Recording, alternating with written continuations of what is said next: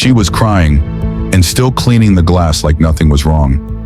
Not wiping her eyes to stop, just enough to keep working. The sun was brutal, the heat was unforgiving, and yet she didn't stop.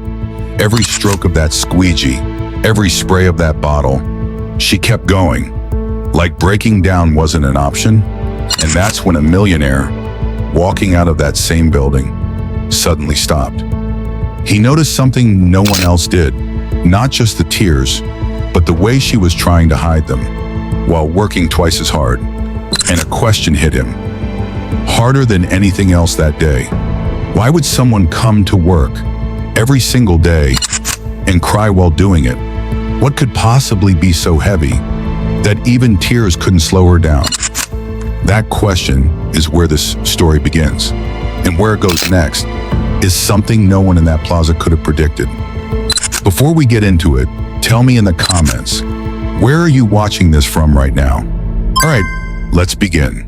At 1 in the afternoon, the plaza looked less like part of New York and more like a sheet of metal left under a welding torch.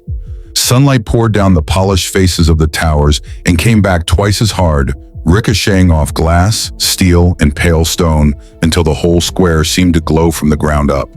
The marble pavers sweated heat. The brushed chrome planters along the edges threw white glare.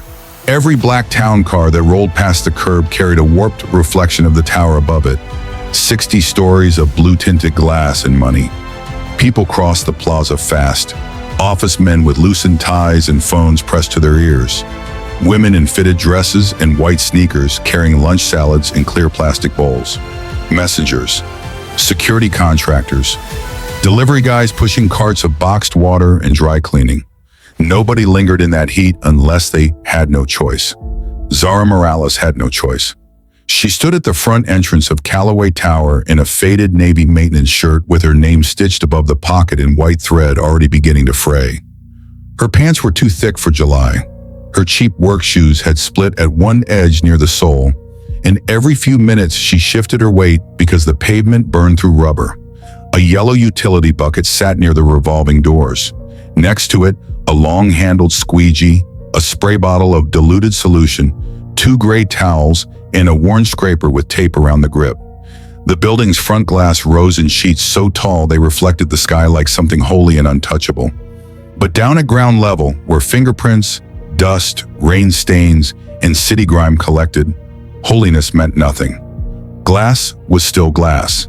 It showed every streak, every handprint, every mistake. Zara sprayed the lower panel and dragged the squeegee down in one steady motion. Water sighed across the surface. She wiped the blade on her towel, stepped left, sprayed again, dragged again. Her forearms flexed under the limp fabric. Sweat ran from her hairline, along her temple, and slipped down the side of her face. A strand of dark hair had come loose from the tight knot at the back of her head and stuck to her cheek. She ignored it.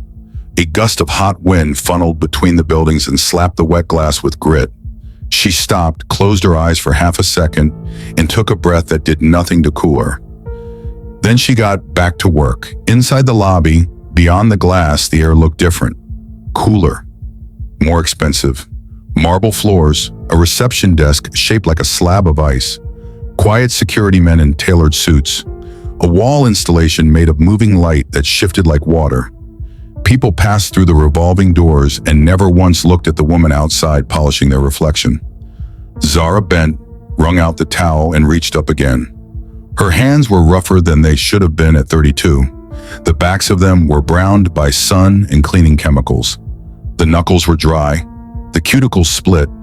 There was a pale crescent scar near her right thumb, the kind of hands that made people underestimate the rest of you. She cleaned another panel, another. Then she stopped, just for a breath, and lifted the corner of the towel to her face. From a distance, it looked like she was wiping sweat. Up close, it was not sweat. Her eyes were red-rimmed, not the dramatic kind of crying, not the kind that asks to be seen. This was the kind that leaks out when the body is tired of holding the line. A quick dab under one eye, then the other. Then her jaw locked, and she went back to the glass like she could erase the morning with enough elbow grease. A pair of young analysts in shirt sleeves passed nearby. Jesus, one of them muttered, shielding his eyes. Feels like Arizona out here. The other glanced toward Zara, then back to his phone. At least we're not her. They laughed softly and kept moving. Zara heard them. She gave no sign. The towel moved in tight circles over a smear somebody had left at chest height. Sunscreen maybe, or spilled coffee, or a child's hand. It didn't matter. Everything people left behind became her problem. Across the street, heat shimmered above the hood of an idling bus. A construction jackhammer hammered somewhere out of sight, dull and regular. Sirens rose and fell 3 avenues away. Near the curb, a halal cart hissed with smoke and onions, the smell floating into the plaza and hanging there, mixing with hot stone, car exhaust, and the sharp ammonia bite of cleaning solution. Zara's stomach tightened at the smell of food. She ignored that too. She had a paper lunch bag tucked inside her supply cart. Inside it sat half an apple, a bottle of water gone warm an hour ago, and a small pack of saltines she'd been saving. The apple had a bruise the size of a thumbprint. She had looked at it twice already and put it back both times. At 1:07 p.m., the revolving doors turned. A man stepped out alone through us. No assistant, no security detail hovering in close, no theatrical urgency. He moved the way certain men moved once they'd spent enough years being obeyed, without hurry, without wasted gestures, without needing to announce who they were. Arthur Calloway wore a charcoal suit that fit the way tailored things fit men who never bought off the rack. White shirt, no tie, sunglasses in one hand, phone in the other, jacket unbuttoned, mid-40s, broad-shouldered but lean now, as if whatever softness youth had once given him had been burned off by years of decisions. His hair, dark with threads of gray at the temples, was cut close and practical. He looked like he belonged in magazines people pretended not to read. But the first thing anyone noticed about Arthur Calloway wasn't his money. It was his attention. He looked at things directly, not rudely, not theatrically. He just had the unsettling habit of seeing what most people stepped around. He came through the doors into the heat, paused once under the hard noon glare, and slipped on his sunglasses. A black sedan eased toward the curb to collect him for lunch. Arthur did not move toward it. His gaze had landed on Zara. She had one hand pressed flat against the glass to brace herself while she ran the towel down with the other. Her shoulders were squared the way tired people hold themselves when they refuse to collapse in public. Her face was turned slightly away, but not enough to hide the shine under her eye. Arthur watched for 2 beats, 3. He glanced once at the bucket, the tools, the old shoes, the sweat darkening the fabric between her shoulder blades. Then he noticed what others noticed first and understood last. She was strikingly beautiful. Not in the polished, curated way the city advertised beauty. Not cosmetic, not styled for approval. There was no makeup left on her face if there had ever been any to begin with. The heat had pulled every pretense out of the afternoon. What remained was something plain and undeniable. Strong bones, steady mouth, dark eyes tired enough to tell the truth, and a kind of dignity that made the uniform feel like an insult. Arthur's car stopped at the curb. The driver got out. Arthur lifted one finger without turning. "Stay there."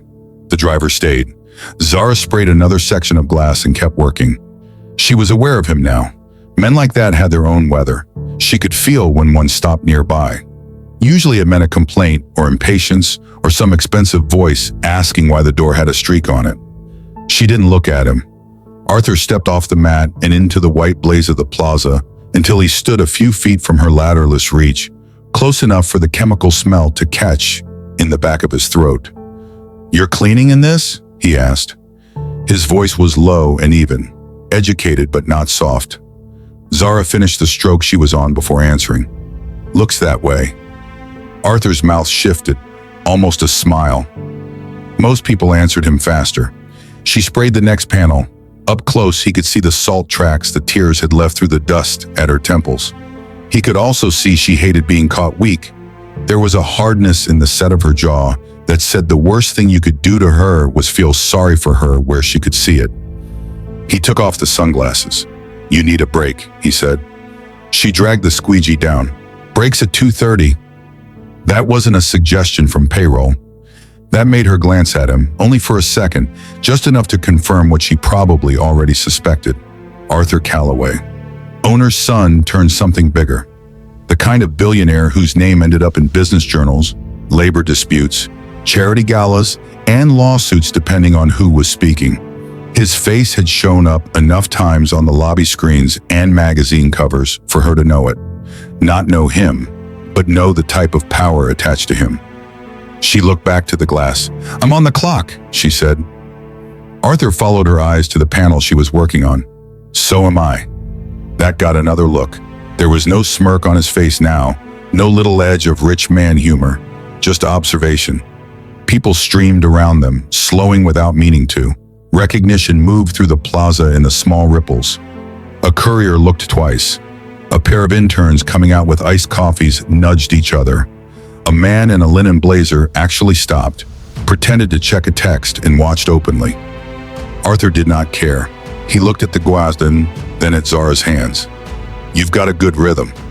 She said nothing. "You're efficient, no wasted motion.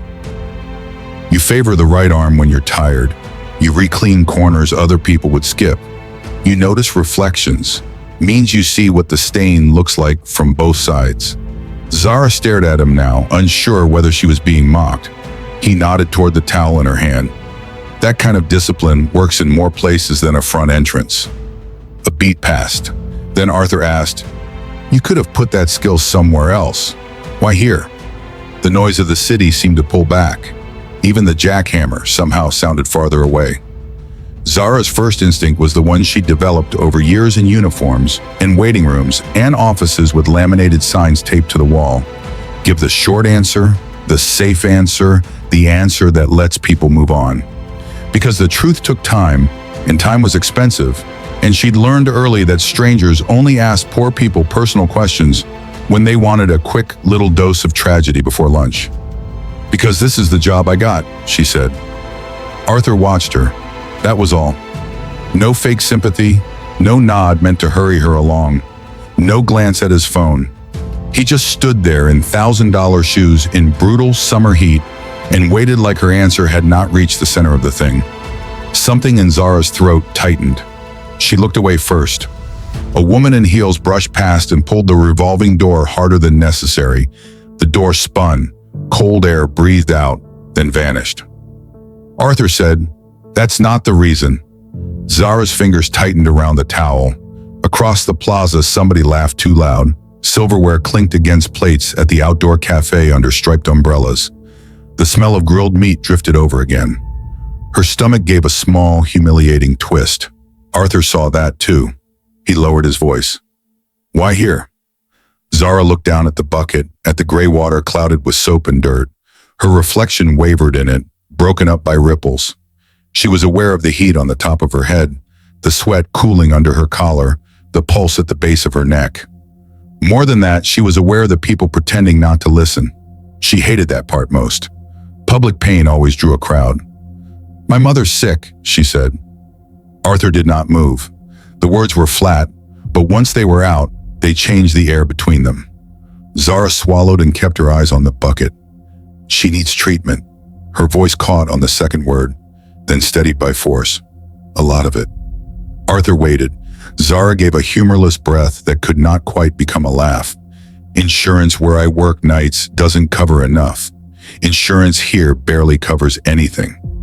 And what it doesn't cover," she shook her head once, "what it doesn't cover might as well be $1 million. Arthur glanced at the towel she was still twisting in her hand. "You work nights too?"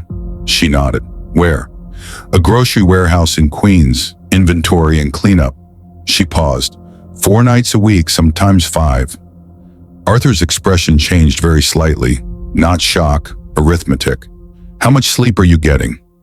That almost irritated her. People loved asking tired people tired questions. "Enough to stand up," she said. Arthur took that hit without reacting. A fine bead of sweat ran down the side of Zara's nose. She wiped it away with the back of her wrist, then immediately seemed to regret the gesture, as if any sign of strain was a debt she'd have to pay later. "I'm not asking for anything," she said quietly.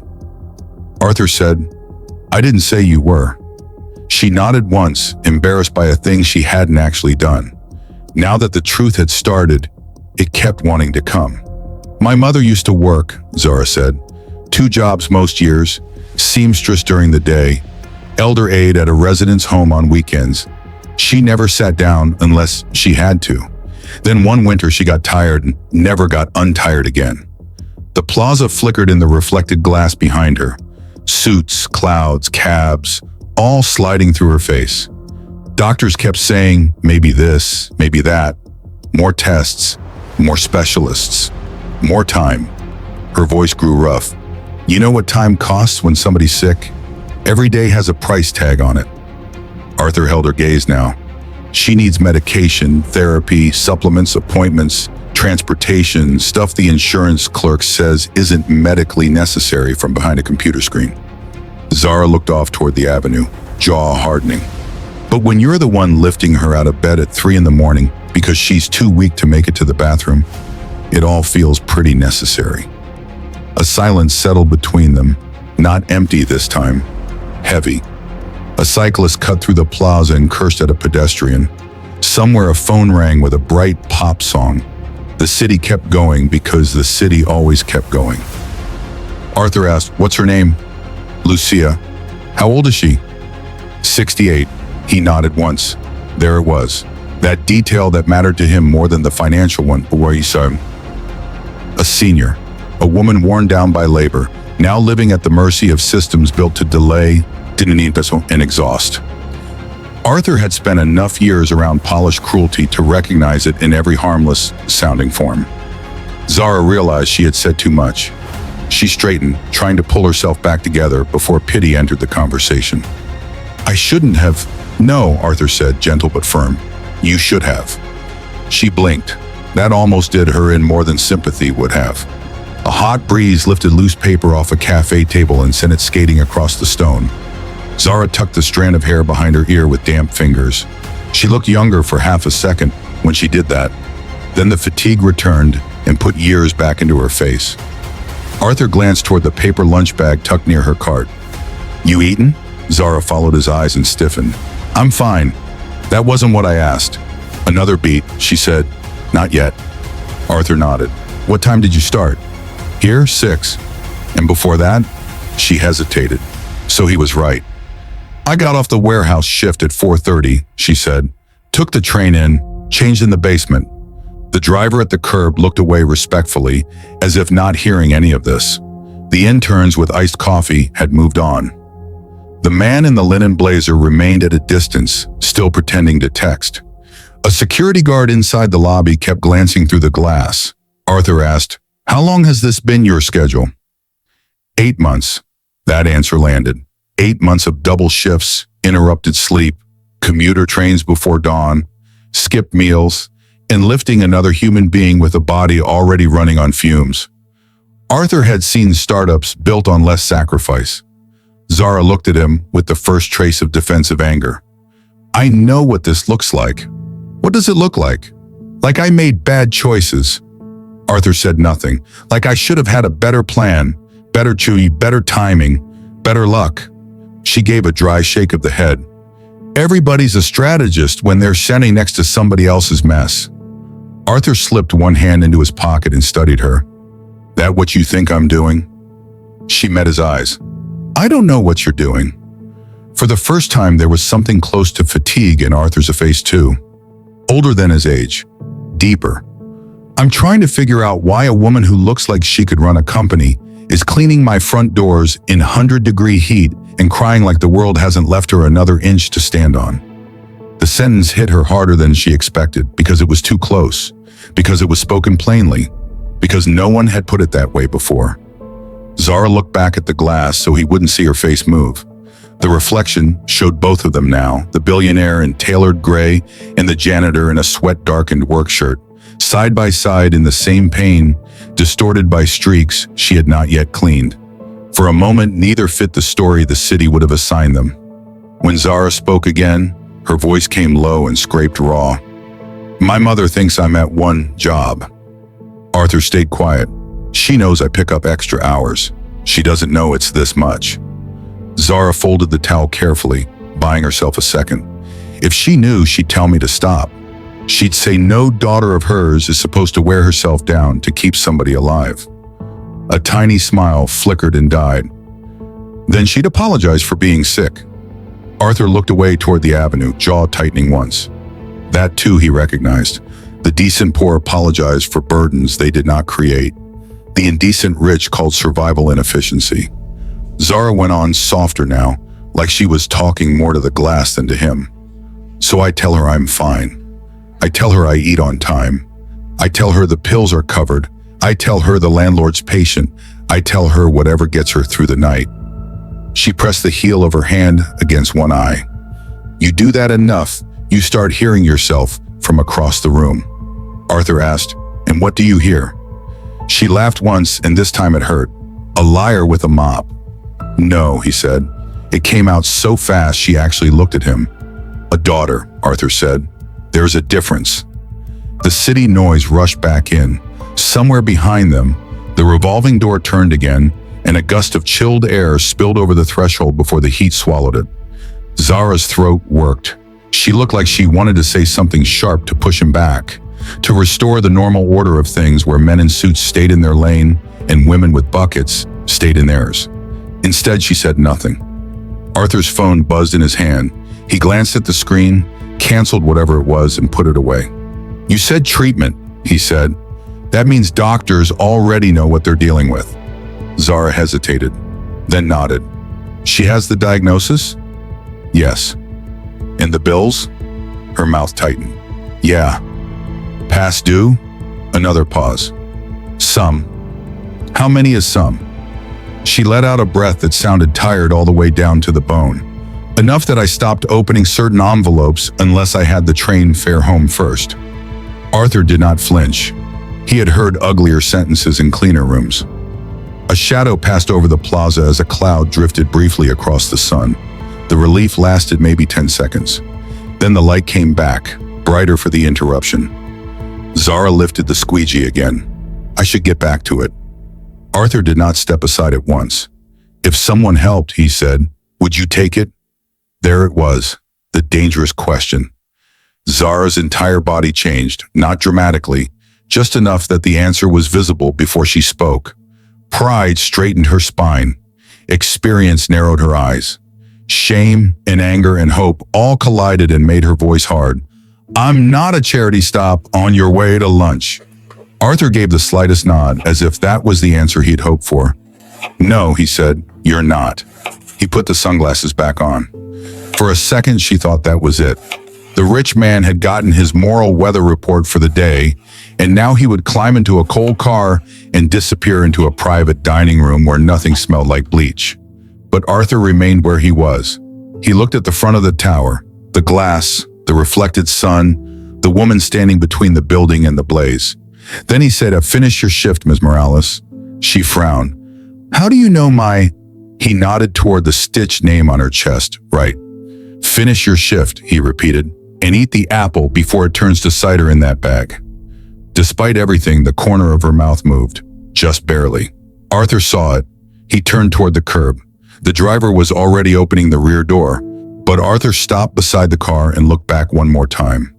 Zara had gone still with the towel in her hand.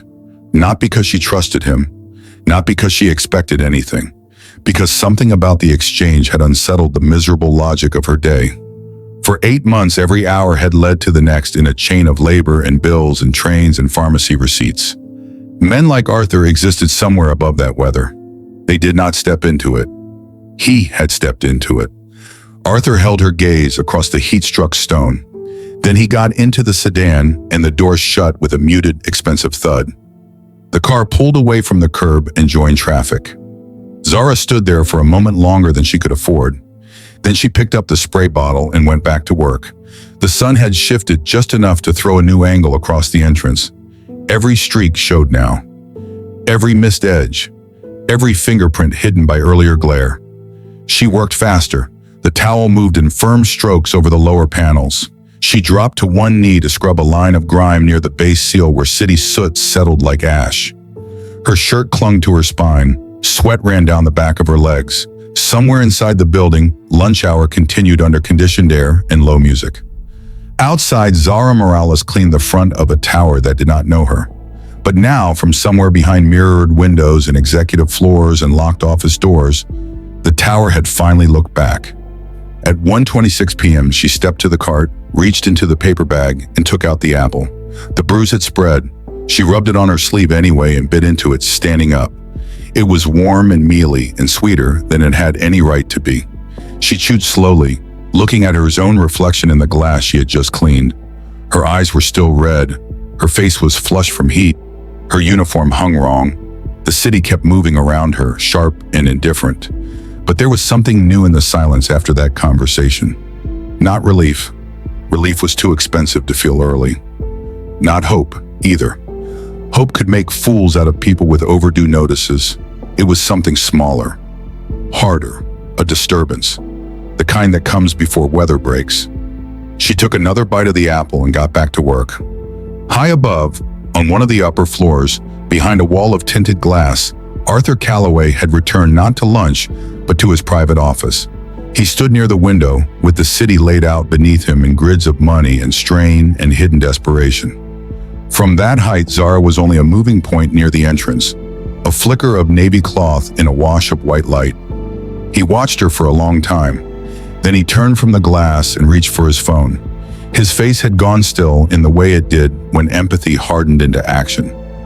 "Get me Rojas," he said. He waited one beat. "No," he added, looking back down at the plaza. "Now." And below, under the brutal New York sun, Zara kept wiping the glass with tears dried on her cheeks, unaware that somewhere above her, the machinery of power had just shifted in her direction.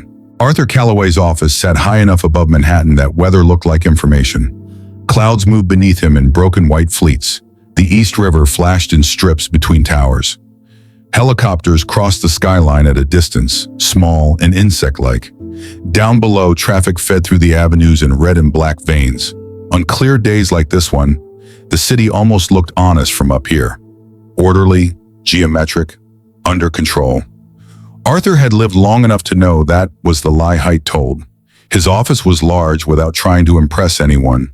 Walnut panels, clean lines, no family portraits arranged for effect, no giant desk built to dwarf visitors, a wall of books people actually read, a pair of low leather chairs facing each other near the window, a bar cart no one touched before dusk. The room smelled faintly of cedar, paper, and the coffee his assistant kept replacing before it went cold. On the glass table near the seating area lay a half-open folder from a merger review, 2 briefing memos, and a lunch reservation that had already come and gone on somebody's calendar. Arthur stood with one hand in his pocket and the other holding his phone, looking down at the plaza far below. He could no longer make out Zara's face from this height, just the movement, small, repetitive. A figure working a patch of reflected sun no one else in the building had likely thought about for more than a few seconds. His phone clicked once. "Rojas."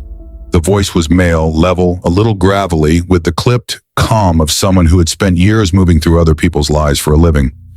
Arthur kept watching the plaza. "You busy?" "Busy enough to tell you no and still end up doing what you ask." Arthur almost smiled. "Elena says you skipped lunch," Rojas said. "That usually means one of 2 things, litigation or conscience. Today?" "Conscience." Arthur shifted the phone to his other ear. "I need you to look into someone." A pause. "Employee issue?" "Maybe, maybe not." "What's the name?" Arthur turned from the window and crossed to his desk. He pulled a company pad toward him and wrote from memory, "Zara Morales." He added the spelling he was most confident in, then underlined it once. "Zara Morales," he said, "janitorial contractor. Works front entrance at the plaza level. Dark hair, early 30s, says she's also working nights in a grocery warehouse in Queens." Rojas let the information settle. "And what am I trying to verify?" Arthur leaned back against the desk. "She says her mother's sick, serious enough that she's working at 2 jobs to keep treatment going. She says insurance isn't covering enough. I want to know if that's true." "Because?" Arthur's gaze drifted toward the skyline, though he wasn't seeing it now. Because if it's true, then she's drowning in broad daylight while 10,000 people walk past her every week. Rojas was quiet for a beat. Then, and if it's not true? Arthur's answer came cold and simple. Then she lied to the wrong man. That too was part of Arthur. People who knew only the magazine version of him thought he was sentimental when he acted on instinct. People who'd worked close to him knew better.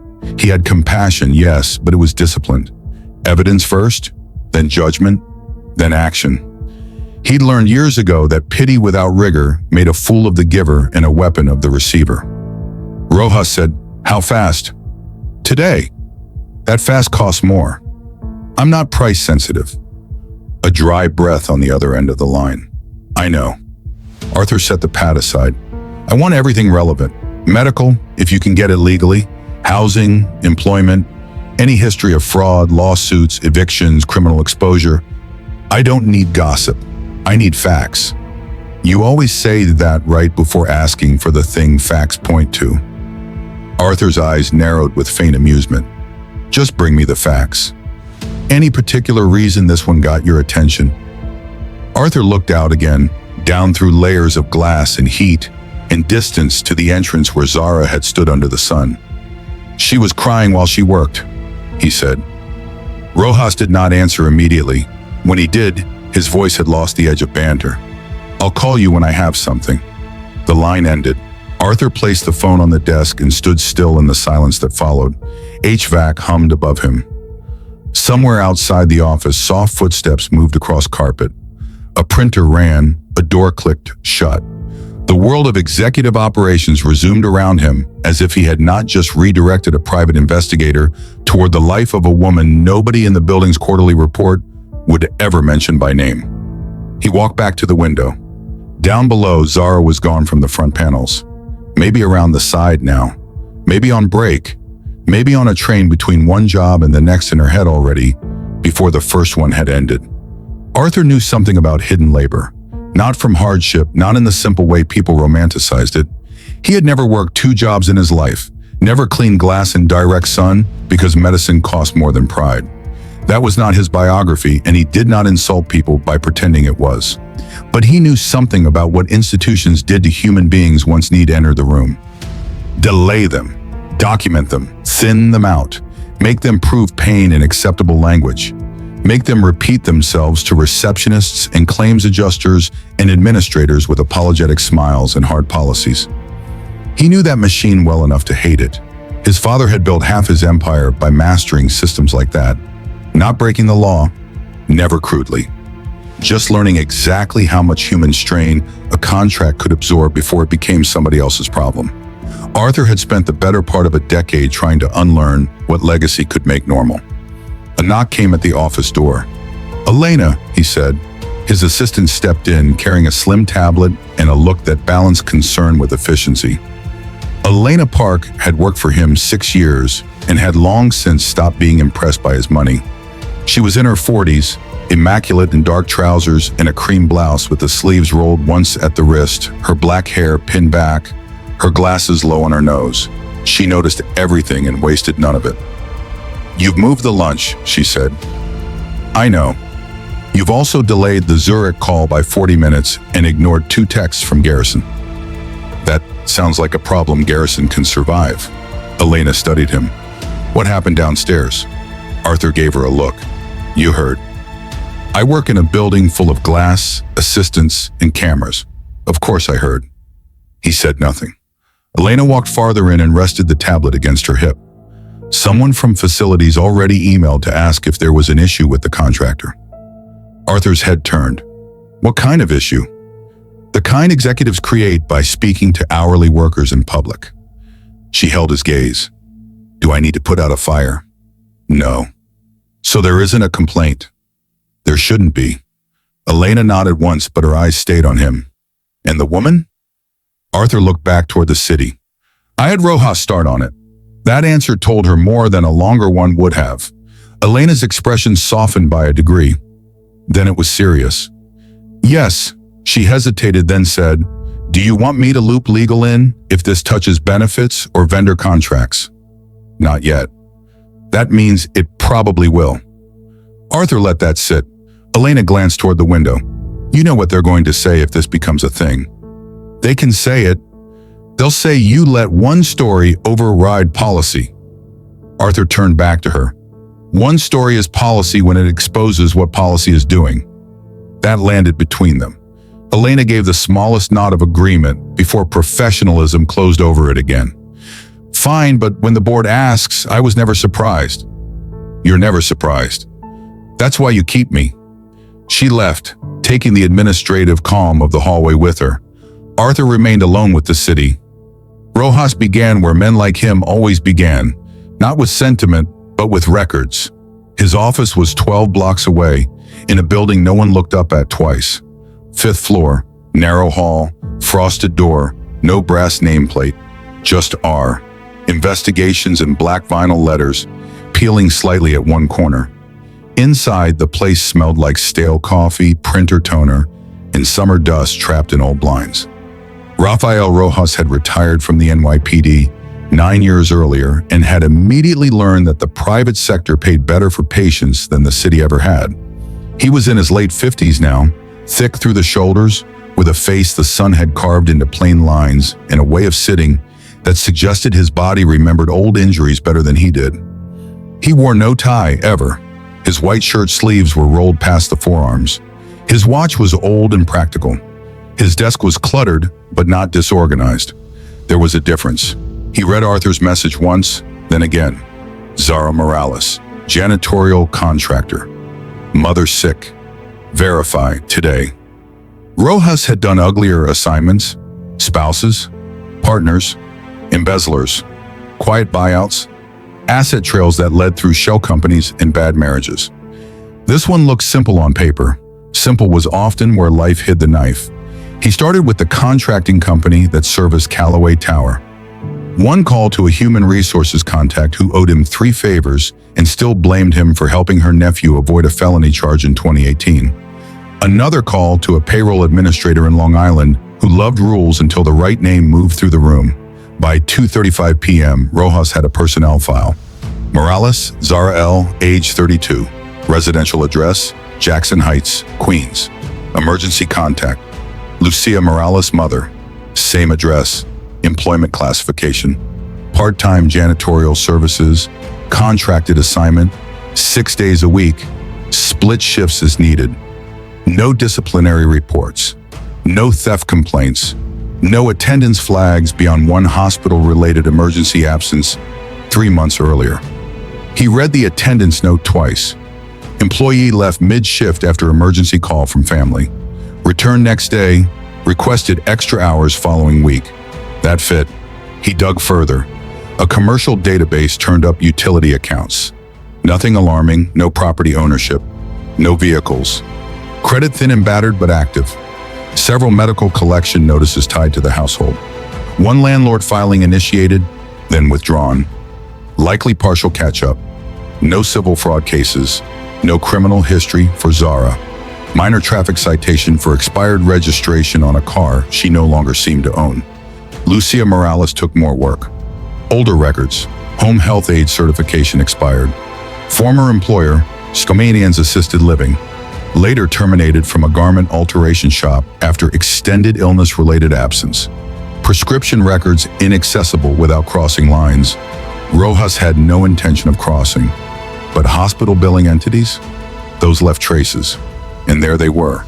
Mount Sinai, a neurology group, a rehabilitation clinic, durable medical equipment vendor, specialty pharmacy, repeated charges over 18 months, claims submitted, partial payments, denials, resubmissions, appeals, not theatrical, worse, real. Rojas leaned back in his chair. He had seen enough false stories to know how rarely liars built lives this unglamorous. Fraud came with patterns, opportunists inflated, improvised, reached too neatly for sympathy. This looked like what grinding desperation always looked like in databases. Late balances, reduced choices, no margin, no clean line between survival and collapse. He called a contact at a hospital billing contractor. Officially, the woman could tell him nothing. Unofficially, Over 20 years in the city had taught both of them the difference between privacy and indifference. "She's on a payment plan," the woman said quietly. Or she was. "Diagnosis? You know I can't." "I know." A pause, then more carefully. "Neuromuscular complications.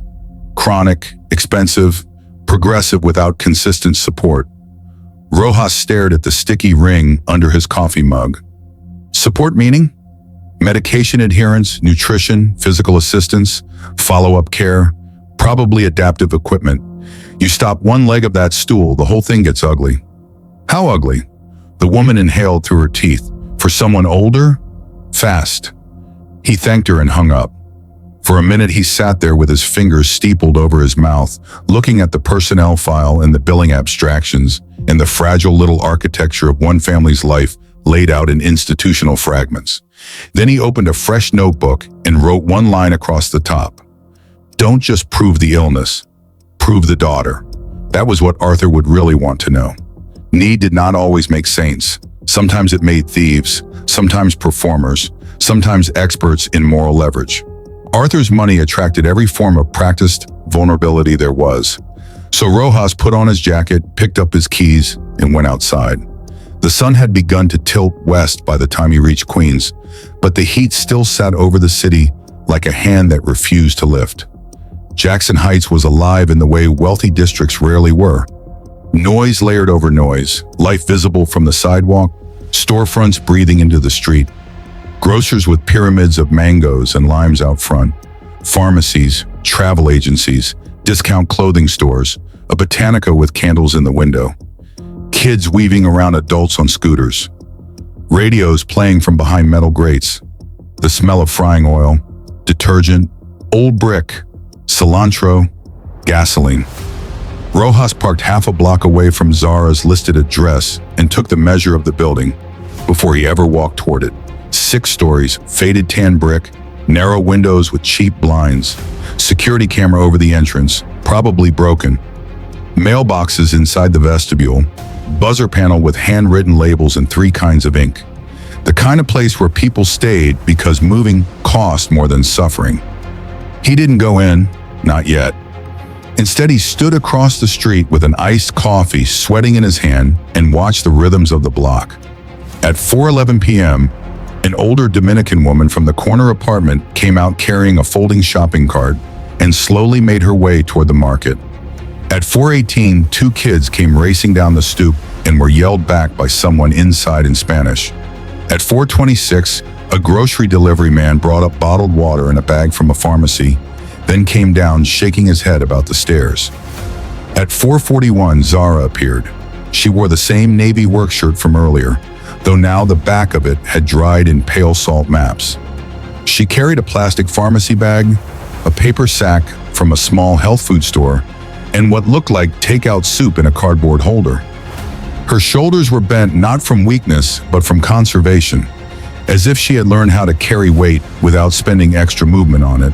She paused before entering the building, checked her phone, typed something with both thumbs, then stood still for 1 second with her eyes closed. Just one. Then she went in. Rojas waited 30 seconds and crossed. Inside the vestibule, the air smelled like cooked onions, bleach, and old radiator metal even in summer. The mailboxes were dented. One had a final notice protruding from it. Another had a church flyer tucked into the slot. He glanced at the buzzer panel. Morales or B? A voice echoed faintly above him. Female, Zara's. Not upset. Softer. Home voice. He looked up the stairwell, hearing the slow drag of footsteps on linoleum from the floor above. Then another sound, an older woman coughing, deep, repetitive, followed by Zara saying something too low to catch, then the scrape of a chair or walker being moved. Rojas left without buzzing. He didn't need to intrude. He already had more truth than most investigations gave him. Still, he kept going. 2 blocks over stood the small health food store whose paper bag Zara had carried. He went in. Air conditioning hummed weakly. Shelves were lined with protein powders, fish oil, vitamins, probiotics, expensive, hope in plastic tubs. A college-age cashier with a stud in his lip looked up from his phone. Rojas took a bottle of water from the cooler and set it on the counter. Question for you. That depends, the kid said. Rojas slid a 20 onto the counter with 2 fingers.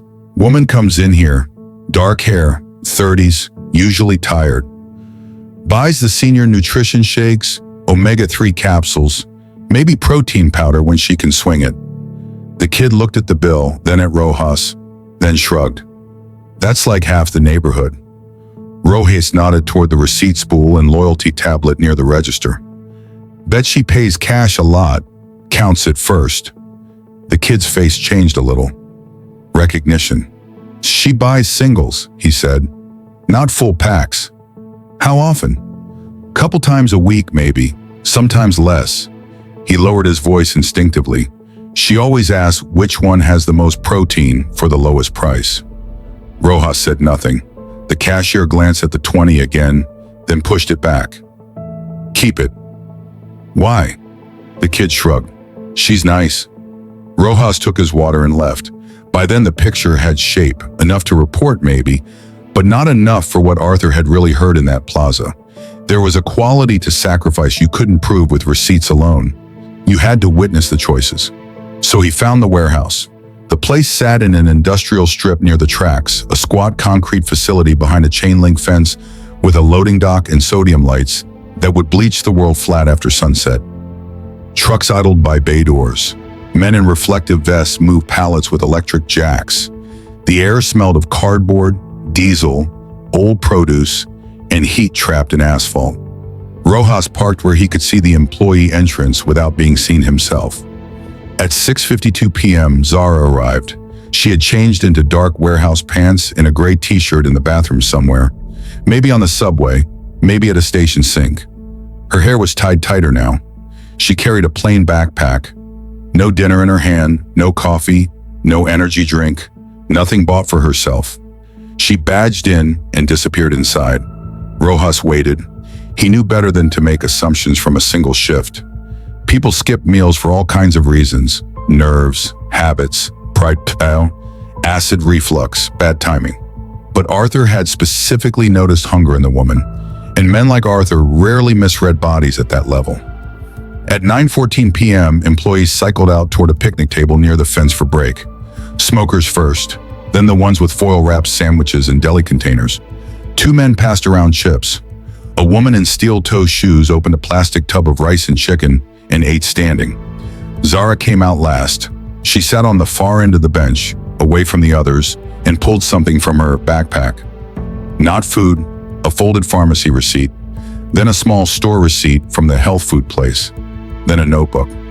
Rojas watched through the windshield as she did arithmetic under the yellow security light, writing figures, scratching one out, rewriting it smaller. She took out her phone, checked something, bank balance maybe, or a payment reminder. Closed her eyes briefly, then put the phone away. One of the men on break called to her, offered half his sandwich, judging by the gesture. Zara smiled and lifted a hand in thanks, but shook her head. He shrugged and kept eating. She reached into the side pocket of her backpack and took out a bottle of water already half gone. She drank from it slowly, like making the act last. Then she took out a blister pack, omega-3 soft gels, the cheap kind sold individually from a larger box by neighborhood stores that knew how their customers lived. She counted the remaining capsules, put them back, and wrote another number in the notebook. No food, not one bite. Rojas sat very still. People often lied upward and deprived downward. They fed themselves first and called it necessary. They bought the supplement for the parent when someone was watching, and the takeout burger when no one was. That was ordinary selfishness, and ordinary selfishness was the most common thing in the world. This was not that. When break ended, Zara stood, tightened the straps on her backpack, and went back inside with the stiff, careful walk of a body that had already spent its better strength somewhere else earlier in the day. Rojas stayed another half hour just to be certain. Then he drove back into Manhattan with the air conditioning too cold on purpose and the city passing in fragments through the windshield. By the time he reached his office, the sky over the river had gone violet and the towers were lighting one floor at a time like stacked promises. He did not call Arthur immediately. He assembled the report. That was respect. Arthur trusted words more when they came with structure. At 10:23 p.m., Rojas sent the secure file and followed it with a direct call.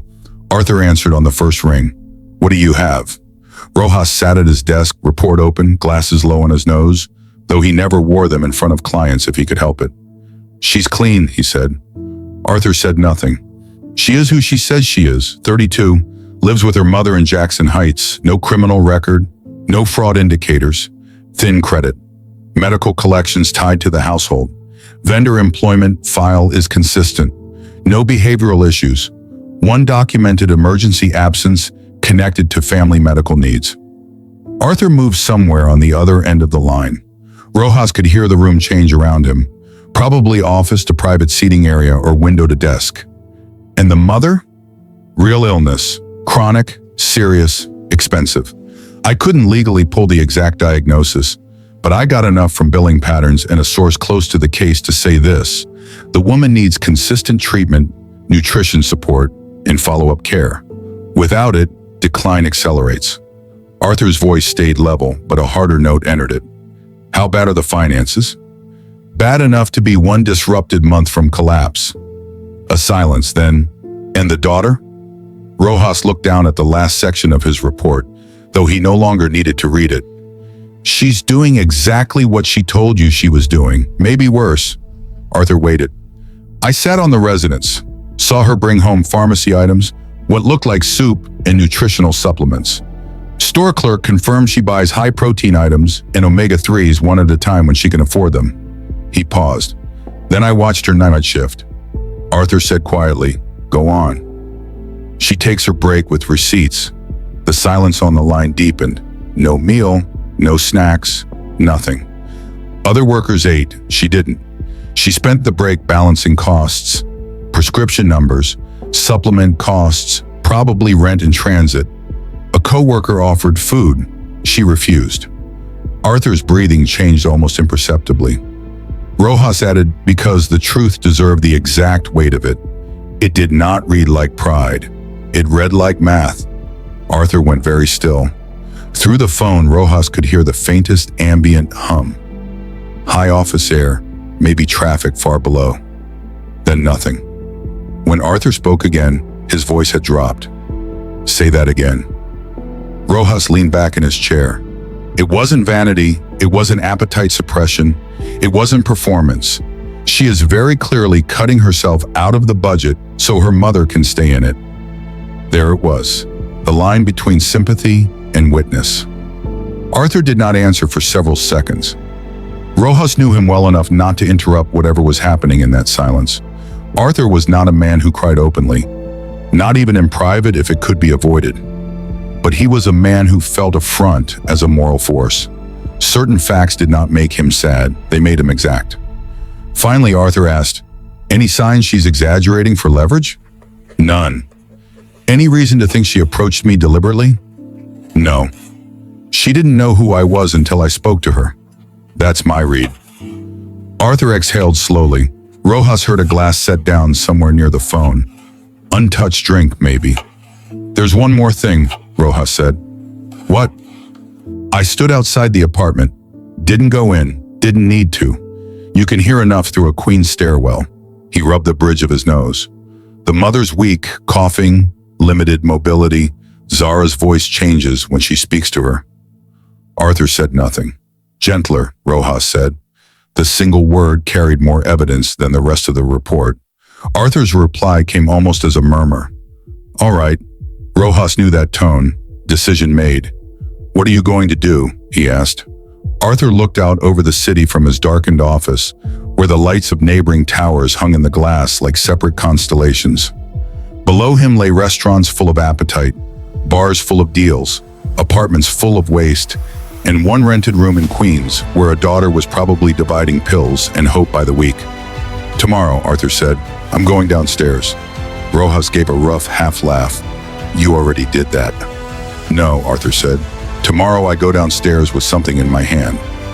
Rojas turned a page in the report, not because he needed to, but because he could feel the shift and wanted to mark it physically. "Arthur." "What?" "Don't do this halfway." Arthur's answer came with no hesitation. "I don't intend to." The call ended. Rojas sat in the hush of his office for another moment and looked at the city through the slats of the blinds. Somewhere beyond all that glass and brick and sodium light, Zara Morales was likely back on a train or climbing stairs to a small apartment with soup gone lukewarm and feet too swollen for rest to solve. He had spent decades around men who could afford to change lives and preferred instead to sponsor galas about changing lives. Arthur Calloway was many things: difficult, controlled, sometimes ruthless, but he was not lazy with conscience. Rojas shut the file. Across town, Arthur remained alone in his office long after the floor had thinned out and evening staff had lowered their voices to a nighttime register. He stood again at the window. The plaza below was empty now, but for reflected streetlights and the occasional sweep of a guard making rounds. The exact spot where Zara had stood that afternoon glowed faintly under the facade lights, clean and polished and anonymous. Arthur placed his palm against the cool glass. He thought of the apple in the paper bag, the skipped meal, the notebook under yellow warehouse light, the phrase, "It read like math." He thought of his own mother, dead 8 years now, who had once told him at 14 that the purest measure of a person was what they quietly went without so someone weaker could keep going. He had not understood her then. He understood now. Arthur crossed to his desk, opened a drawer, and took out a cream envelope embossed with the Calloway family seal. He set it aside. Then he opened his laptop and began making calls no assistant would place for him. Private physician, family office accountant, guest property manager in Westchester. Legal, real estate registration counsel. Quiet, direct, efficient. No press, no foundation branding, no ceremony. By the time he finally shut the laptop, the city had crossed into full night. On the legal pad where Zara's name was still written, Arthur added 4 words beneath it in a firm hand: "No more suffering alone." Then he capped his pen and looked once more at the dark glass of his office, where his reflection stood over the sleeping city like a man being judged by what he planned to do next. And somewhere in Queens, under a dim kitchen light, Zara sat at a table with unpaid bills, a tired mother, and tomorrow's labor already pressing in from the edges. Still unaware that her private sacrifices had been seen, verified, and believed. By morning, belief would become action. By the next day, the heat came back like it had something to prove. Not yesterday's heat, worse, sharper. The kind that erased shadows and pressed down on the city until even the glass buildings seemed to sweat. At 12:58 p.m., the plaza outside Calloway Tower shimmered again under a punishing white sun. The air looked brittle, sound carried strangely, too clear in some places, swallowed in others. The lunch crowd had already begun its daily migration. Salads, suits, impatience, phone calls, people talking about numbers like numbers didn't have weight. And at the front entrance, Zara Morales stood with her bucket, same uniform, same tools, same position between the building and the world. But something about her had shifted overnight. Not relief, that still hadn't been earned, but there was a steadiness in her movements now, the kind that comes after a decision has been made internally. I'm going to survive this, no matter how long it takes. The tears from yesterday had dried into resolve. Her eyes were clearer, if more tired. She sprayed the glass, dragged the squeegee down, wiped, stepped, repeated. Her rhythm was tighter today, faster, as if she were trying to stay ahead of something. Behind her, 2 junior associates slowed their pace. "Wasn't that the girl Mr. Calloway talked to yesterday?" one whispered. The other nodded. "Yeah, I heard facilities got nervous about it." Zara heard the word Calloway. Her grip tightened for half a second. Then she kept working. She had spent most of the night replaying that conversation in her head between subway stops and medication schedules and her mother's quiet breathing in the next room. Men like him did not come back. Men like him noticed, spoke, and moved on. That was the natural order. So she filed it away where she filed everything else she couldn't afford to hope about. She sprayed again, dragged again. Her reflection moved with her in the glass, tired, focused, anonymous. At exactly 1:02 p.m., a sound cut through the plaza. Not loud, but wrong for the setting. A low, precise growl. Engineered, controlled, unmistakably expensive. Heads turned before people knew why. From the avenue, something black and impossibly sleek slid into view, sunlight bending off its surface like it had been polished by hand every hour since birth. A hypercar. Not the kind you saw often. Not even in this part of Manhattan. The kind that didn't just announce wealth, it announced decision. The car rolled to a stop directly in front of the tower. The plaza shifted. Phones came out. People slowed. Even the security guards inside the lobby straightened, attention sharpening behind professional calm. Zara didn't turn at first. She had learned to ignore spectacle. But the sound, the quiet, contained power of the engine, settled somewhere in her chest. And against her better judgment, she glanced over her shoulder. The driver's door opened. Arthur Calloway stepped out. No jacket today, just a crisp white shirt, sleeves rolled once, collar open, sunglasses on. The same contained presence as yesterday, but there was something different in his posture now. Purpose, not curiosity, not observation. Something already decided. Zara turned fully now. For a brief second, the world narrowed to the space between them. The heat, the glass, the distance of maybe 15 feet. Yesterday had been a question. Today felt like an answer she didn't yet understand. Arthur closed the car door behind him with a soft click. He said something brief to the driver, too low to catch, and the man nodded, stepping back but staying close enough to be useful. Arthur walked toward her. People were watching now, not openly. New Yorkers rarely did anything openly, but the awareness spread like a ripple under the surface. Conversations slowed, movements adjusted, eyes flicked and returned. Zara set the squeegee down in the bucket. Her hands felt suddenly too visible, too rough, too human for whatever this was about to become. Arthur stopped in front of her, just outside the arc of water on the ground. "You're here," he said. It wasn't a question. Zara nodded once. "I work here." A small flicker at the corner of his mouth. Not amusement, recognition. "I said I'd be back," he added. She studied him carefully. "You didn't say when." Fair. A beat passed. The city pressed in around them. Cars, voices, footsteps. But the space between them held steady. Arthur reached into his left hand. Until that moment, Zara hadn't noticed he was carrying anything. A cream-colored envelope, thick, sealed, embossed. The kind of envelope that did not belong in her world. He held it out to her. "For you." Zara didn't take it, not yet. Her eyes moved from the envelope to his face. "What is it?" Arthur didn't look away. "Information you need. That's not an answer. It's the only one you're getting before you open it." Her jaw tightened. "I told you yesterday," she said quietly, "I'm not taking charity." Arthur nodded once, like he'd been expecting that exact line. "This isn't charity." "That's what it looks like." "Then you're looking at it wrong." A flicker of frustration crossed her face. "People don't just..." She stopped herself, aware of the eyes around them, lowered her voice. "They don't just hand things to people like me without wanting something back." Arthur's expression didn't change. "What do you think I want?" he asked. Zara hesitated. She didn't have an answer she could say out loud without insulting him, or exposing the kind of experiences that had taught her to think that way. Arthur let the silence sit.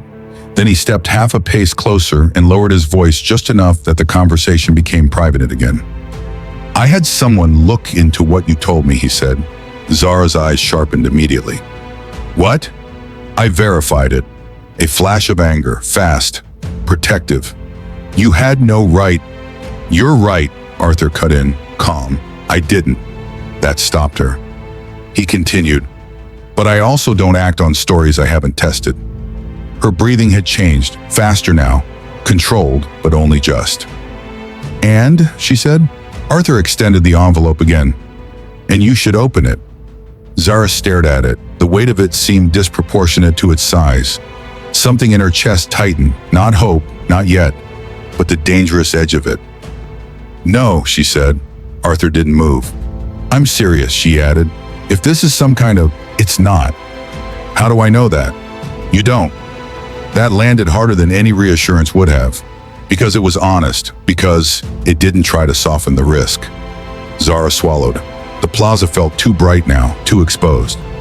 "Open it," Arthur said quietly. A long second passed, then another. Finally, slowly, like touching something that might burn her, Zara reached out and took the envelope. Her fingers brushed his, warm, steady, unshaken. She pulled it back immediately. The paper felt expensive, too thick, too clean. She turned it over once, then with hands that had lifted her mother out of bed and scrubbed city grime off glass and counted coins under warehouse lights, she broke the seal. Inside, documents, official, stamped. She scanned the first page, then the second, then she stopped. The world tilted, not physically, but in that quiet internal way where reality stops lining up with expectation. "What?" Her voice failed. She blinked and tried again. "What is this?" Arthur watched her carefully. "Receipts," he said. Her eyes moved back over the page. Hospital billing statements. Marked, paid in full. Specialty pharmacy invoices. Paid. Rehabilitation services. Paid. Outstanding balances. Cleared. Every number she had memorized. Every figure she had carried in her head like a second heartbeat. Gone. "No," she whispered. Her fingers tightened around the papers. "No, this isn't..." "It is." She looked up at him, eyes wide now, the composure she had fought so hard to maintain cracking at the edges. "You can't just..." She shook her head, breath coming uneven. "That's not how this works." Arthur's voice stayed level. "It is now." Zara's vision blurred. She blinked hard, but this time it didn't help. Because these weren't quiet tears she could hide behind a towel. These were something else. Shock. Relief trying to exist in a body that didn't trust it. "You don't even know me," she said. "I know enough." "That's not enough for this." "It is for me." She laughed once, a broken, disbelieving sound. This is thousands of dollars." Arthur didn't correct her. It was more. Much more. Zara shook her head again, backing half a step like distance might make the papers turn back into something manageable. "Why?" she asked. The question came raw, unfiltered, not polite anymore. Arthur met her eyes. "Because you were solving a problem alone that shouldn't exist in the first place." "That's not..." She stopped, struggling. "That's not your responsibility." "No," he agreed, "it's not." A beat, which is exactly why it matters that I choose to take it on. That hit differently. Around them, the plaza had gone quiet in that subtle, collective way people go quiet when they realize something real is happening. Phones were out now, not aggressively, but present, witnesses forming. Zara became aware of it all at once. The eyes, the space, the fact that whatever this moment was, it was no longer private. Her instinct was to shrink, to fold inward, to make it smaller. But the papers in her hand wouldn't let her. "My mom," she started, then stopped, her voice catching. Arthur waited. "She can keep her treatment." Zara forced the words out. "No interruptions?" "No interruptions." "She doesn't have to choose between medication and rent?" "No." Zara's grip on the documents trembled. "She doesn't have to apologize for being sick anymore?" Arthur's voice softened just slightly. "No." That was it. The line broke. Zara pressed her lips together hard, failing to contain the flood of something she hadn't allowed herself to feel in months. Tears came anyway, not hidden this time, not wiped away. They fell openly, cutting clean lines down her face in the same brutal sunlight that had watched her struggle yesterday. But these tears were different. They didn't come from exhaustion. They came from release. From the sudden absence of a weight she had been carrying so long it had reshaped her. She shook her head again, laughing through it now, disoriented. She tried. "I don't even know what to say." Arthur gave a small nod. "Then don't say anything." A crowd had formed now, not tight, not intrusive, but undeniable. Office workers, passers-by, security, a few people openly filming, most pretending not to. They were witnessing something they didn't see often. Not charity, not performance, something cleaner. Arthur reached into his pocket again. Zara stiffened slightly, still overwhelmed, still unsure where the limits of this moment were. He pulled out a second set of papers. Simpler. He held them out as well. One more thing. Zara stared at them like they might be too much. They're for you, he added. Slowly she took them. Her hands were steadier now, but only because shock had replaced movement. She looked down. An address, Westchester County, a property, photos attached, bright, modern, clean, large windows, open light, a place that smelled, even on paper, like air and possibility. Her eyes flicked back up. I don't understand. A guest house, Arthur said. It's empty. It won't be after today. Zara shook her head immediately. No. Arthur didn't react. I can't. No. It's not permanent, he said. It's a place to breathe while you figure out what comes next. You need rest. That landed harder than anything else he had said. Because it was true. Because she didn't allow herself to admit it. Because no one had said it to her like it mattered. Zara looked down at the papers again, then at the plaza, then back at him. This is too much, she whispered. Arthur's gaze didn't waver. No, he said. This is enough. A long silence stretched between them. The city held its breath just slightly. Zara looked at her hands, the documents, the proof, the impossible shift in her reality, and then back at the man standing in front of her. You're serious, she said. Yes. No cameras, no press. No. No expectations. Arthur paused, then, 1. Her breath caught. What? That you stop starving yourself to keep someone else alive. The words hit like a clean strike. Zara looked away, because he had seen it, because he had understood it, because there was nowhere left to hide that truth. When she looked back, something had changed in her expression. Not submission, not dependence, recognition. You're not giving this to me, she said slowly. Arthur shook his head. No. You're correcting something. Yes. Zara nodded once. Then in the middle of the plaza, under the same sun that had watched her struggle the day before, she did something she hadn't done in a long time. She stood up fully, not braced, not defensive, just upright. Thank you, she said, not rushed, not emotional, grounded. Arthur accepted it with a single nod. Around them, the world started moving again. Phones lowered, voices returned. The moment dissolved into the flow of the city, but not entirely, because some moments didn't disappear. They marked. Arthur stepped back. I'll have someone contact you about the logistics, he said. Today. Zara nodded, still holding the papers like they might disappear if she let go. Arthur turned, walking back toward the hypercar. Before he reached it, he glanced back once. Zara was still standing there. Sunlight on her face, tears drying. Life suddenly no longer closing in from every side. Arthur got into the car. The engine came alive again, low, controlled, inevitable. And as the car pulled away into Manhattan traffic, the plaza returned to what it had always been. Except one thing had changed. The janitor of the sun-drenched plaza was no longer invisible. 3 weeks later, the city felt different. Not cooler, summer still pressed down hard on Manhattan, but different in the way a life feels different once a single unbearable weight has been lifted. For Zara Morales, time had stopped moving in survival units. No more counting hours and shifts. No more dividing meals into what could be skipped. No more opening envelopes like they carried threats. Her mother, Lucia, was sleeping through the night now. That alone had changed everything. The guest house Arthur had arranged sat on a quiet stretch of green in Westchester, where the air didn't taste like metal and the nights didn't hum with traffic. It wasn't a mansion. That was the first thing Zara noticed when she arrived.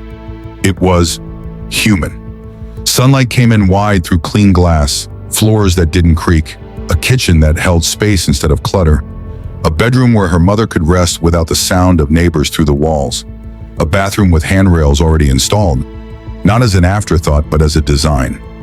The first night there, Zara didn't sleep, not because of worry, because of silence. She lay awake listening for something that wasn't there. Sirens, footsteps, pipes knocking, her mother coughing from the next room.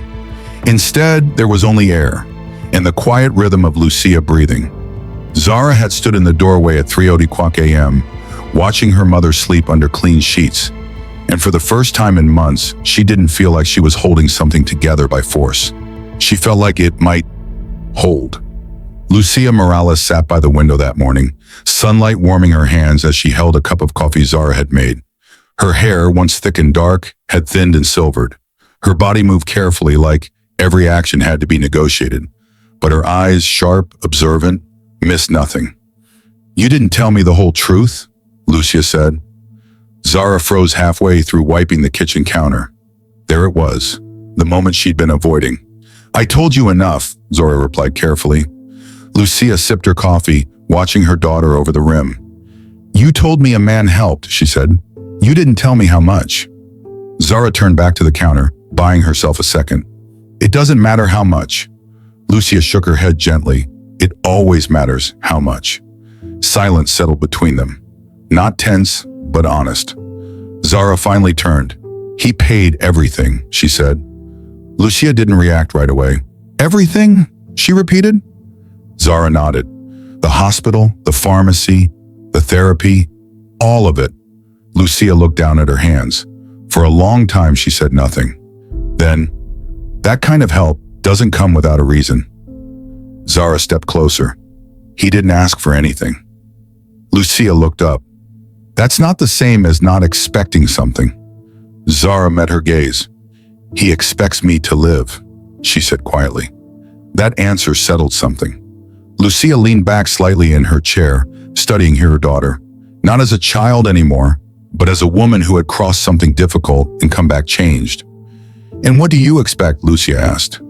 Zara didn't answer immediately, because that question was new. For months, years even, her expectations had been simple. Survive the week, pay the bill, keep her mother stable. Now, there was space where urgency had been, and space required something she hadn't practiced in a long time. Choice. "I don't know yet," Zara admitted. Lucia nodded slowly. "That's honest." Back in Manhattan, Arthur Calloway stood at a construction site on a busy corner where three streets met in constant motion. Traffic pushed past in restless lines. Pedestrians filled the sidewalks. Delivery trucks idled at the curb. Above it all, scaffolding wrapped a mid-sized retail space undergoing renovation. It wasn't the most prestigious address. It wasn't meant to be. It was visible, accessible, alive. Arthur stood with a man in a hard hat and a woman holding blueprints. "How long?" Arthur asked. 3 weeks to finish interior," the contractor replied. "We're ahead of schedule." Arthur nodded. "And the equipment?" "Installed by end of next week." The woman with the blueprints added, "We've already filed the business registration under the name you requested." Arthur's gaze moved across the space. Glass front, open interior, light, potential. "Good," he said. Zara hadn't returned to the plaza, not because she couldn't, because she didn't need to. Arthur had made that clear without ever saying it directly. You don't belong in survival mode anymore. But leaving something behind, especially something that had carried you through your hardest time, wasn't simple. So when she got the call to meet him again, she almost didn't go. Almost. It was another bright afternoon when she stepped out of the car on that busy Manhattan corner. Not in uniform this time. Simple jeans, a clean blouse, shoes that didn't hurt her feet. She still felt like she didn't quite belong in this version of herself. Arthur stood near the entrance of the construction site, sleeves rolled, hands relaxed at his sides.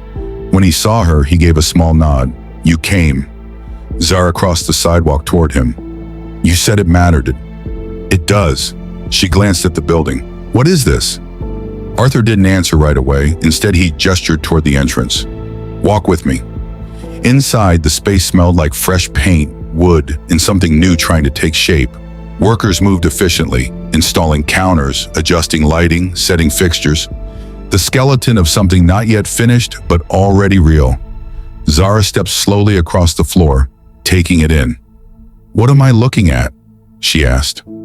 Arthur stopped near the center. "This," he said, "is yours." She blinked. "I'm sorry, what?" Arthur gestured around them. The lease, the registration, the build-out, all under your name.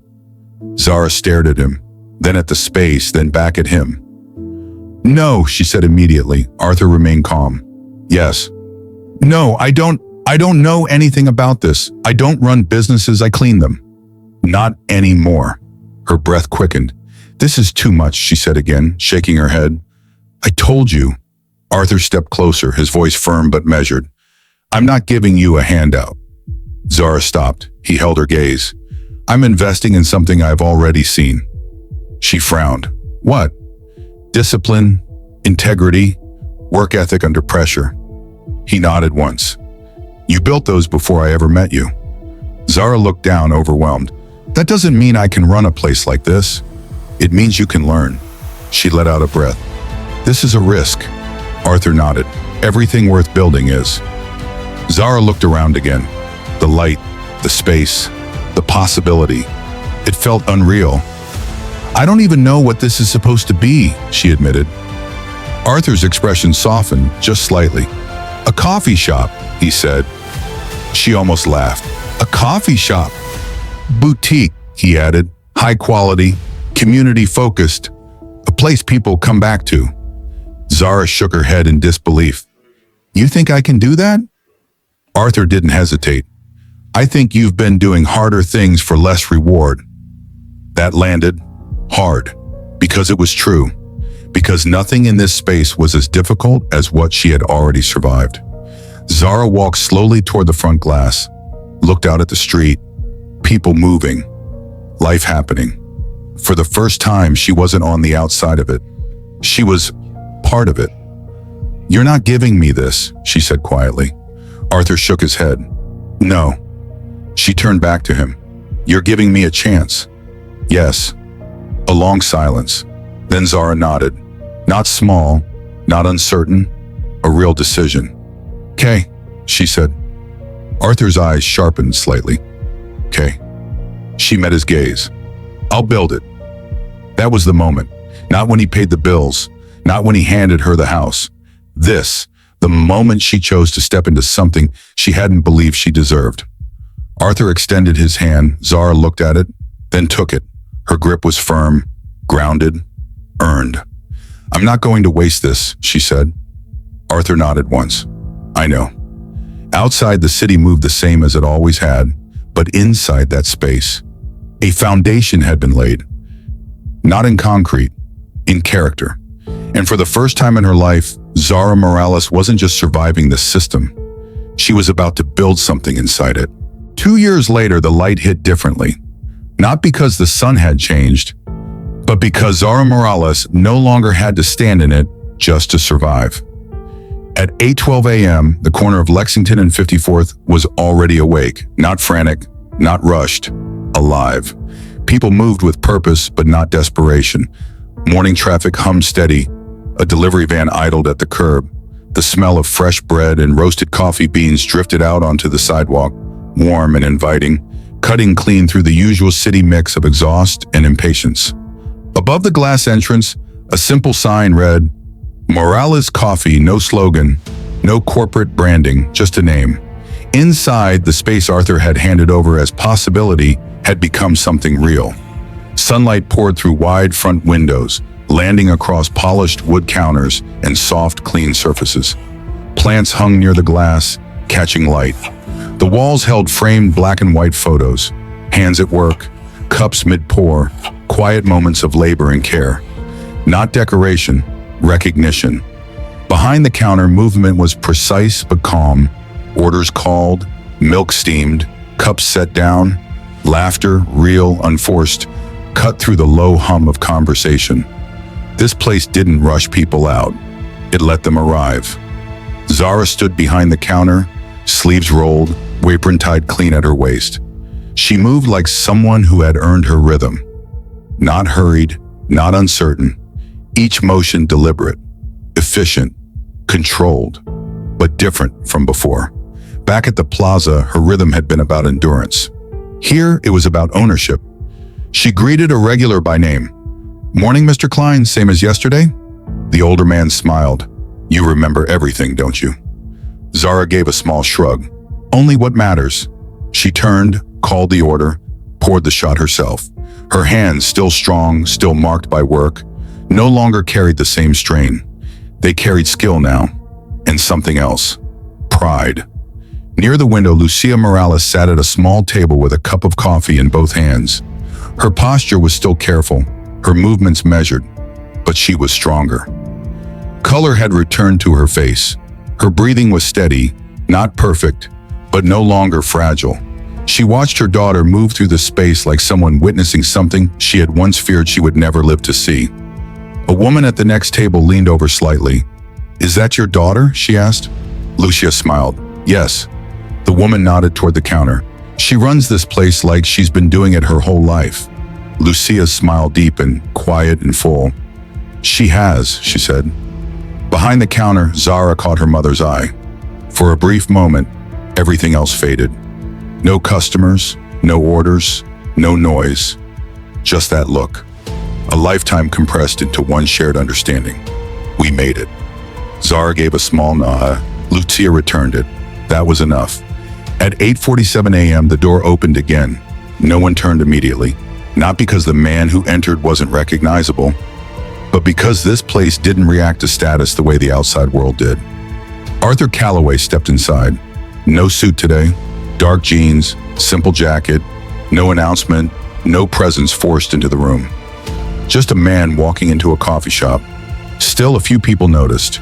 A flicker of recognition passed quietly, but no one stopped what they were doing. That was the first thing Arthur took in. The second was Zara. She was mid-order when she saw him.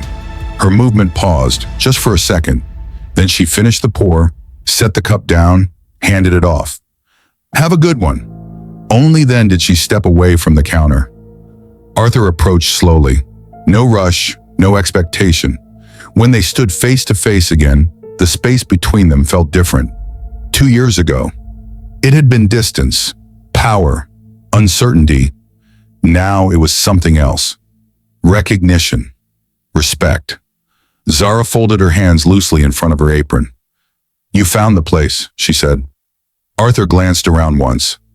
"I didn't have to look hard." She followed his gaze. "It turned out okay." Arthur looked back at her. "No," he said. "It turned out right." A small silence. Then Zara smiled. Not the tired, guarded version from before. A real one. "What can I get you?" she asked. Arthur considered. "Black coffee." She nodded. "Coming right up." As she moved behind the counter, Arthur took a seat near the window. Not the best seat, not the most visible, just a seat. From there, he could see everything, the flow, the staff, the customers. Lucia, watching him now with quiet understanding. He gave her a small nod. She returned it. No words needed. Zara poured the coffee herself. No one else touched it. She brought it over, set it down in front of him. "On the house," she said. Arthur shook his head immediately. "No." She raised an eyebrow. "I own the place, and I pay for what I receive." A small standoff, then Zara smiled again, this time with a hint of something familiar. "Still stubborn. Consistent," he corrected. She rang it up anyway, set the receipt down, and Arthur paid. He took a sip. No rush, no performance. Just tasted it, then nodded once. "Good." Zara crossed her arms lightly. "Good?" Arthur met her gaze. "Better than good." That mattered. More than a review, more than a rating, because it came from someone who didn't give easy approval. A pause settled between them. Not awkward, not heavy, just full. Zara leaned slightly against the table. "You didn't come back," she said. Arthur didn't deny it. "I wanted to, but you didn't." "No." "Why?" Arthur looked down at the coffee, then back at her. "Because if I had, it might have stayed mine." That answer landed. Zara nodded slowly. "You wanted to see if I could build it." "I knew you could build it," he said. "I needed to see if you would own it." She considered that, then gave a small, satisfied nod. "Fair." Around them, the shop continued. Orders, voices, life. Not one person in that room knew the full story. And that was the point. This wasn't charity on display.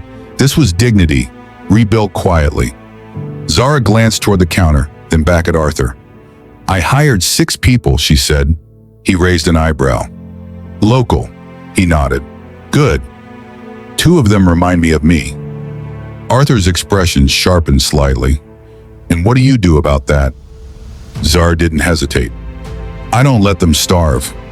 That hit, clean, final. Arthur leaned back slightly in his chair. There it is. What? The part that matters. Lucia stood slowly from her table and made her way over. Zara moved instinctively to support her, but Lucia waved her off gently. I've got it, she said. She reached the table. Arthur stood. Respect. Always. Lucia looked at him, studying, not as a benefactor, not as a billionaire, but as a man. You gave my daughter something, she said. Arthur shook his head. She already had it. Lucia smiled faintly. Then you gave her the space to use it. Arthur didn't argue that. Lucia extended her hand. Thank you. Arthur took it. Firm, steady, no hierarchy in it. Take care of her, Lucia added quietly. Arthur glanced at Zara. She doesn't need me for that anymore. Lucia nodded. That's how I know you did it right. The 3 of them stood there for a moment. Past, present, and future sharing the same space. No ceremony, no announcement, just truth. Arthur finished his coffee, set the cup down. He stood. Zara walked him to the door. At the threshold, sunlight spilled in, warm, bright, familiar. But it didn't feel like something to endure anymore. It felt like something earned. Arthur paused, looked back once at the shop, then at Zara. You built something solid, he said. Zara met his gaze. You started something honest. A small exchange, equal, complete. Arthur stepped outside. The city moved around him as it always had, unchanged, indifferent. But somewhere in that city, one story had shifted. One outcome had been corrected, and its impact would ripple outward in ways no one could fully measure. Inside, Zara returned behind the counter, picked up the next cup. Next order, she called. Life moved forward. On the screen, the final words appear. Integrity is the only wealth that never loses its value. And in the sunlight, that truth held.